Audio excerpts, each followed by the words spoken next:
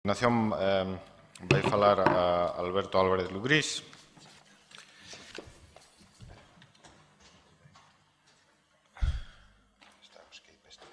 Alberto é membro colaborador del grupo de traducción e para traducción.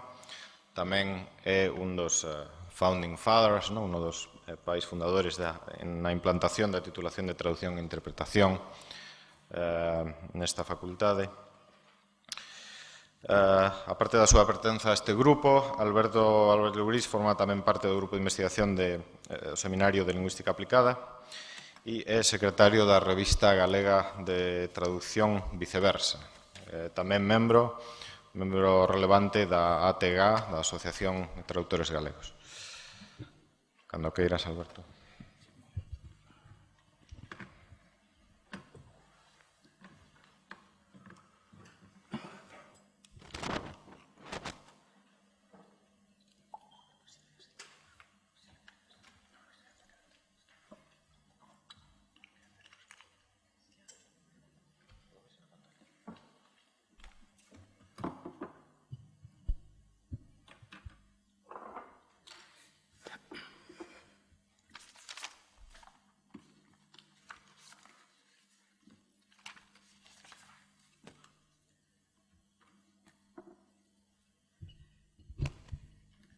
Moitas gracias.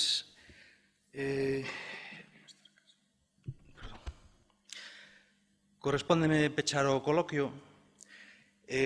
Compráceme comprobar que as comunicacións de todos os participantes conflúen nunha visión semellante dos distintos procesos traductivos que nelas estudaban. Se cadra é só casualidade que eu remate estas jornadas, pero é satisfactorio para min comprobar que nas outras charlas se fixaron referencia a cuestións que eu vou tocar tamén na miña intervención, a propósito dun tema só aparentemente diferente, por ser moi concreto. Refírome, por exemplo, ás apropiacións de mitos, a interpretación e manipulación do pasado, os elementos iconográficos, as migracións e mestizaxes, componente sociolóxica da traducción, a representación gráfica dos elementos para traducidos, etc. Esta sinerxia é o máis positivo deste tipo de reunións científicas e demostran a utilidade do concepto de paratraducción como paradigma que fai posible un estudo holístico dos fenómenos de traducción e de intercambio cultural. Como me corresponde pechar, como decía, o coloquio, procurei facer unha intervención un pouco máis lixeira e, non sei se casi dicir festiva, aínda que espero que relevante de todos os xeitos para o tema. Na presentación en PowerPoint vai aparecer un elemento ao que non vou facer referencia directamente nesta intervención, pero que servirá para ilustrala, e é o uso simbólico do elemento celta en Galicia. De acordo? Estou preparando un traballo sobre a simboloxía celta e o uso iconográfico da simboloxía celta. Non farei referencia a ela nesta intervención, pero servirá para ilustrar a miña intervención, que vai ser en inglés, por certo. Galicia is a Celtic nation. We Galicians know that for certain, and we are taught that.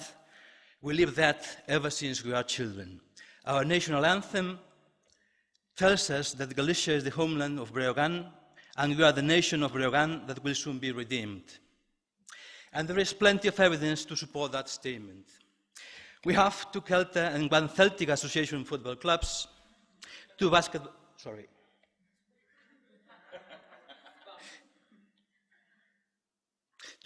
clubs, a Celta motorbike championship, Celta restaurants and pubs, Celta cooking, Celta music, a Celta band of bagpipes, lots of Celta music festivals and cultural celebrations, Samaín being the most important of them.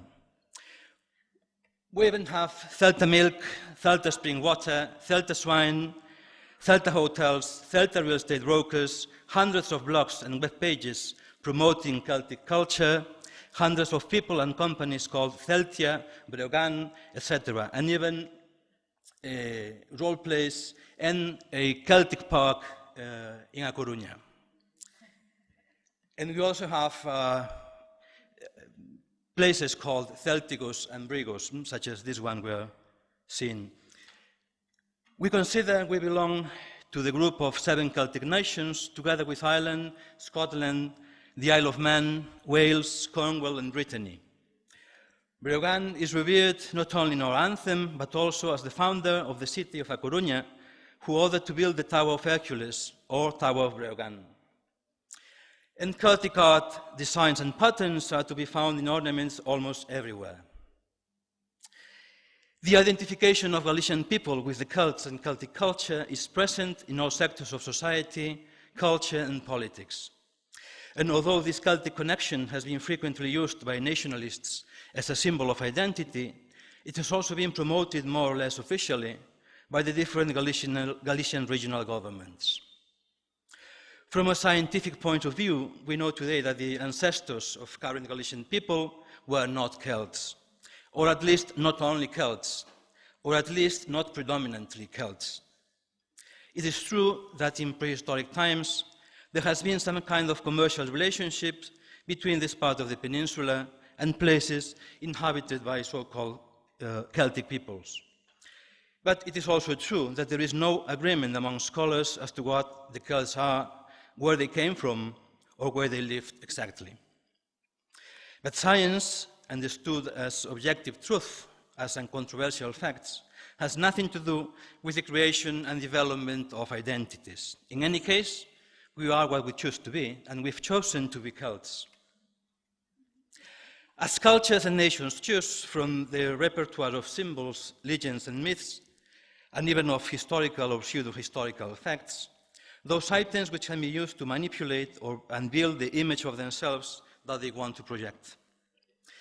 Around those real or legendary events or characters, narratives are invented, adapted, or translated, so as to form a founding myth or etiological myth, an account of past times where the nation, that is, the people and its system of government, was either created or liberated from oppression, usually by a hero and as a result of some heroic deeds. These etiological narratives are conscientiously devised by some authority, either political or cultural, and then presented to a society in need of a proper definition of its identity or origins or legitimacy, or at least perceived to be in such a need. This manipulation of origin narratives often implies, in the first place, a process of appropriation from cultures that are regarded to be superior in quality, more developed, wiser, or simply older, and therefore endowed with some kind of legitimacy. The word narration is then para-translated to fit into the receiving culture and better fulfill its function. Particular details may be added, deleted, promoted, or demoted in order to paint a specific image. The Celtic myth, the myth of the Celtic origin of Galicia, was imported and manipulated in this way, presented then to Galician society and accepted firstly by nationalist intellectuals, and then, in the long term, accepted and assumed by the whole of the people, who today take it for granted, as we have already said. But let's take a look at how the Celtic myth of the origins of Galicia was imported and when, because as we will see, it has always been present under some form or other in the histories and legends of both Galicia and Ireland, thus adding to its sense of reality and truth, merging and mixing fact and fantasy. In fact, it is common knowledge in both Galicia and Ireland that we all have common Celtic ancestors. The Celtic connection between Ireland and Galicia was first introduced as the main basis of the Galician Volksgeist, or national character, by historian Manuel Murguia in the late 19th century. In his History of Galicia, Murguia draws on different Celtic legends and traditions to elaborate a theory about the ethnic origins of the early inhabitants of Galicia. European 19th century historiography places a special emphasis in the production of origin narratives that can explain the glorious history, legitimacy, or rights of a nation, and, most importantly, its age-long tradition and continuity in history. Their motto was, "An old nation is a stronger nation." These narrations are given the function of differentiating and singularizing the nation in question from its neighbors in a context where nationalist theories and movements arise all over Europe. Murguia found in the Celtic tradition the main tool for the elaboration of the Galician identity, the element that justified the very existence of Galicia as a nation. His main point in this theory was the figure of Breogan, who, according to the 11th century Gaelic text Liawar Gewaula, or the Book of the Conquests of Ireland, and some of the Irish legends and traditions, was the son of Brath, chieftain of the Celts, at the time when they came from somewhere in Central Asia and conquered the Iberian Peninsula. Breogan then founded the city of Brigantia, identified both with the cities of Corunha and Betanzos, and built there the Tower of Breogan. From this tower, Ith, the son of Breogan, made sight of Ireland and decided to visit the beautiful lands he beheld, thus marking the beginning of the last and definitive conquest of the island. The figure of Breogan, therefore, allows Murguia to clearly establish a definite and unique identity for Galician people, different from the rest of the peoples in Spain. The poet Eduardo Pondal made Breogan into a symbol when he wrote the poem The Pines, later used as Galicia's national anthem, and introduced the Celtic chieftain as the father and leader of Galician Celts. Murguia uses a French translation of the Gaelic text that he may even have known only second-hand. Curiously enough, the main textual source for the figure of Breogan, the Liawar Gewaula, remained unknown for Galicians until 1931, when a partial translation was published. Be it as it may, Murguia's thesis was successful, and throughout the late 19th century and 20th centuries to the present, Breogan embodies the Celtic personality of Galician people and culture. Breogan was soon adopted also by the intelligentsia in the early 20th century in order to devise a theory of the Galician identity for the nationalist movement. Vicente Risco was the main advocate and theorist of the Galician early nationalists, and his political doctrine revolved around a structural concept which he called Celtism or pan-Celtism. Celtism was defined as the revolutionary awakening of a long-forgotten culture that would regenerate and redeem a decadent Europe. Positioned radically against the positivist rationalism in vogue at the time and rejecting a vulgar modernity, Vicente Risco found in the Celtic traditions the spiritual strength he needed to fight the decay of values in Europe. These ideas about the intellectual and ethical situation of Europe were similar to those of Spengler in The Decline of the West, where the German philosopher presented the inexorable fate of the Western civilization towards collapse, but also introduced the hope of redemption coming from the past. Risco even wrote at that time an essay entitled The Darkness of the West, presenting his vision of European civilization, but he finally decided not to publish it after the success of Spengler's book. The figure of Breogan is not only an example of translation, but of appropriation and manipulation as well. That is a case of paratranslation. In the Liawar Gewaula and other Irish legends, he was just a secondary figure in between Brath, his father, who led the Celtic tribes fighting their way through Spain into Galicia, and Ith, his son, who commanded the first expedition of Galician Celts to Ireland.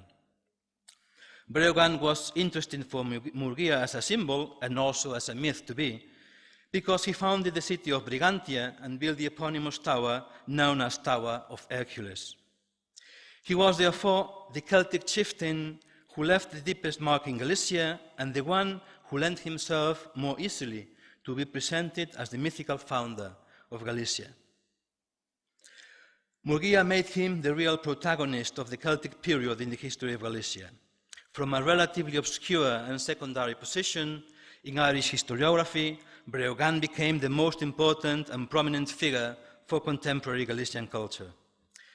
This figure even went through a process of popularization and vulgarization that made of Breogán a popular name for Galician males, cultural associations, journals, sport clubs, pubs and restaurants, companies, etc. The translation of Liaua Gawaula into Galician by Vicente Risco plays a key role in the process of general acceptance and assumption of the founding myth of Breogán as proposed by Murguia. Risco is an example of the use of translation as a political tool.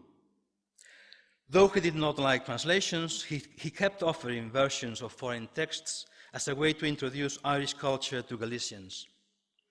He had even publicly and strongly opposed translations as lesser evils, but had to admit that they were necessary as proselytizing tools, as instruments for education.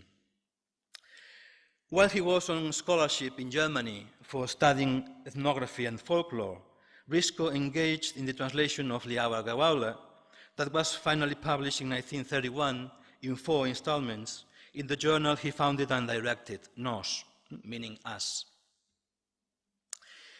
Due to the Civil War in 1936 and the subsequent censorship, Vicente Risco's translation of Liaua Gawaula remained unknown to most people.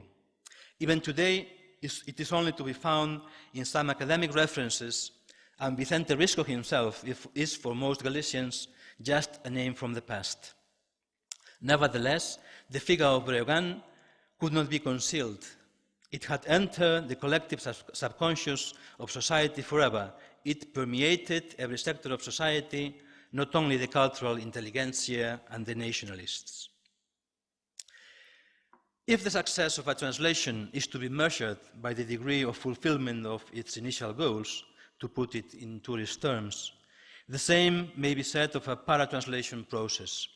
The closer it is to its aim, the more successful it is. And this is a very relevant point for this particular translation. Should we assess its value on purely linguistic terms or on terms of adequacy versus acceptability, we would mark it as borderline quality or worse. Risco confessed in some of his writings that he only knew a few words in English. We must suppose that he committed this minor sin or lesser evil, as we said before, with the help of a dictionary, with the poor help of a dictionary, and some friends, because he was offering a tool for intellectual reflection, a political instrument, not a work of art, nor an ancient text with literary values. Risco's translation was successful because he worked on various fronts, as a good para-translation demands. He did not only make a translation, but also prepared the context for its intended reception by Galician readers. Risco and the group of nationalist intellectuals, known as the Group Nos, succeeded in creating a favorable state of opinion around the Liaua Gawaula and Celtism in 2 ways. On the one hand, with a campaign in newspapers and journals to promote Irish culture, Celtism and nationalism. On the other hand, eliminating all references to the figure of Breogán prior to Murguia. In the 20s of the 20th century, Risco and the members of the Group Nos carried out a major intellectual effort aimed at reconstructing the national identity of Galicia. By means of scholarly papers and political essays, the uniqueness of the Galician nation is underlined, and its difference in character with respect to Spain is emphasized. In relation to this line of action, it is very remarkable the unwavering identification of Galicia with the other so-called Celtic nations, particularly with Ireland. Ireland, that had just conquered its independence from the British metropolis, is taken as a model to follow in the process of recovery of the national identity. This process should start by recovering and praising one's own language and culture. Pan-Celtism, or the Celtic myth, is a recurrent topic in journals such as Nos, meaning us, as I said before, and a nossa terra, our land, during the first decades of the last century. As we can see, for instance, in volume 8, 1921 of Nos. This issue of the journal is entirely devoted to praising Ireland nationalism, Irish nationalism, and the figure of Terence MacSwiney, mayor of the city of Cork, who died during a hunger strike against England. Two articles in this monograph issue are of special interest. One by Otero Pedrallo entitled Politics in Ireland in the 19th Century, and another one by Vicente Risco entitled Ireland and Galicia. The first one is a neologistic presentation of the Irish political history of the 19th century. Pedrallo, who was another of the leading intellectuals of the group, underlines, among other things, the real import of Ireland's reculticization for its own national movement, the recovery of the national identity through the recovery of language, which he describes as, and I quote, he describes as a revitalizing movement that grew into the economic life and gave way to farming, industry, wealth, improved the life of peasants and craftsmen, and made the population grow. In the second article, Risco presents every kind of similitude in bonds between Galicia and Ireland: prehistory, geography, flora and fauna, ancient times, colonization, Christianity, St. Patrick, Santiago de Compostela, oppression, the awakening of the national conscience through language. The article closes with two interesting remarks on language.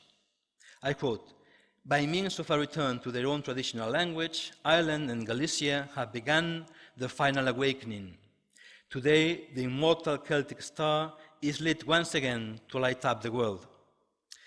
Will it shine soon for the island of the south?"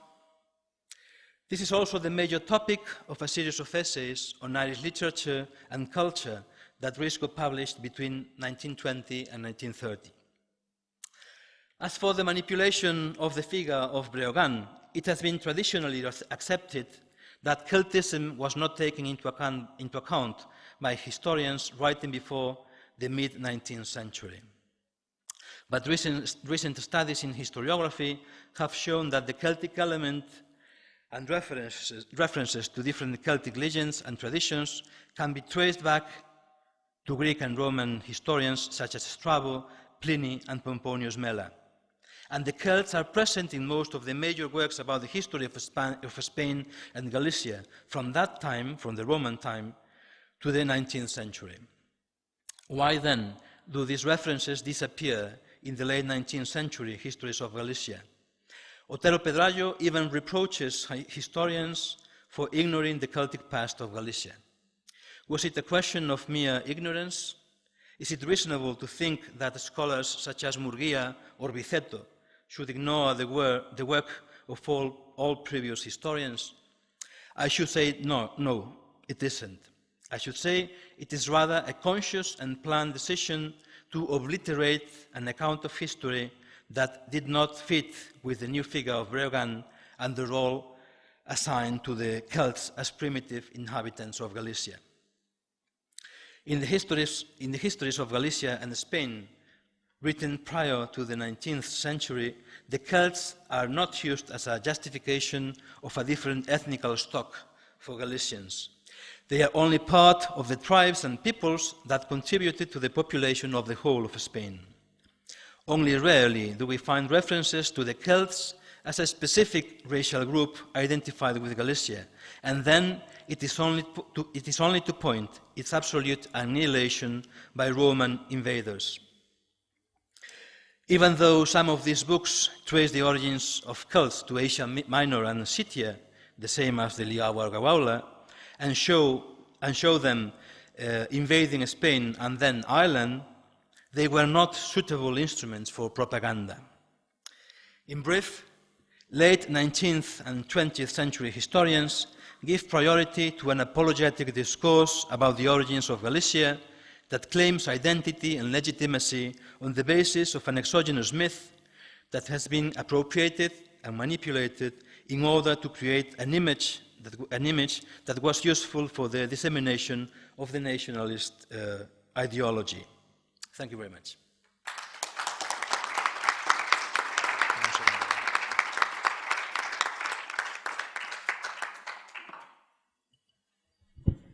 Bueno, moitas gracias, Alberto, por esta interesante ponencia.